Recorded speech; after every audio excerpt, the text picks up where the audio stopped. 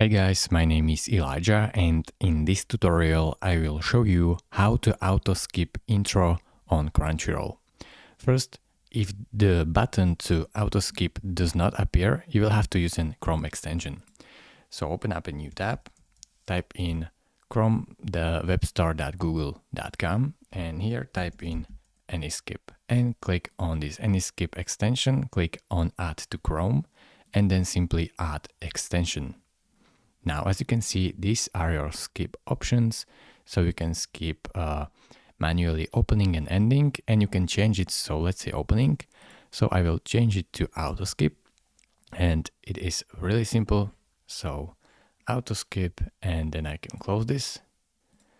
And as you can see, the extension is active right here. So if I go to episode and start watching it, so let's say this first one.